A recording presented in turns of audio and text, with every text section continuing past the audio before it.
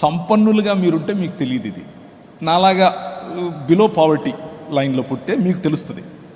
మేము వెళ్ళి బిందెలు పెట్టుకొని నీళ్లు పట్టుకునేవాళ్ళం. అక్కడ ఎక్కువగా ఆడవాళ్ళు ఉండేవాళ్ళు. ఆడవాళ్లే కాదు, మగవాళ్ళు కూడా ఉండేవాళ్ళు. అంటే సైకిల్ మీద తీసుకెళ్ళేవాళ్ళు. పిచ్చగా తిట్టుకునేవాళ్ళు, పిచ్చగా కొట్టుకునేవాళ్ళు. ఏది? బిందె నీళ్ళ కోసం. That's one choice. And the other choice is, ఇంటికి నీళ్లు ఎవరితో ఏ గొడవ లేకుండా పైపు పెట్టి మరి ఇంట్లో మా అమ్మకు నీళ్ళు ఇవ్వగలగాలి అనేది రెండో చాయిస్. రెండవ చాయిస్ని ఎన్నుకోండి అని చెప్తున్నాను. నోరు పారేసుకుని అక్కడ ఇక్కడ వాడి చొక్కా పట్టుకుని వీడి చొక్కా పట్టుకుని కొట్లాట వద్దు. That is not what we're called for. We're called for bigger wars. కొట్లాటలకు యుద్ధానికి తేడా ఉంది.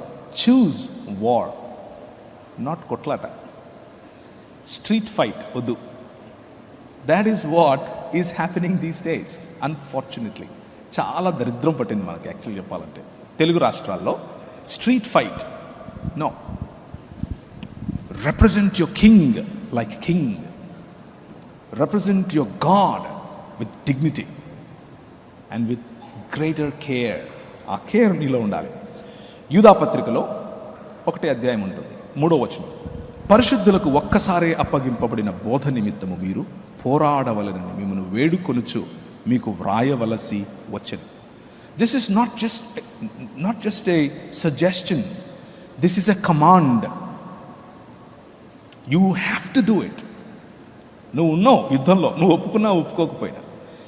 అండ్ కత్తి తిప్పినా తిప్పకపోయినా నీ ఎదుటివాడు నీ మీద కత్తి తిప్పుతూనే ఉన్నాడు.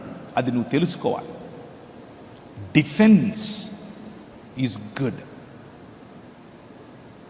అండ్ నీ భావజాలాన్ని సమర్థవంతంగా ప్రజల ముందు ఉంచటం చాలా చాలా ముఖ్యమైన commandment. It is not a suggestion, but it is a commandment. తీతు పత్రిక 1వ అధ్యాయం 9వ వచనం.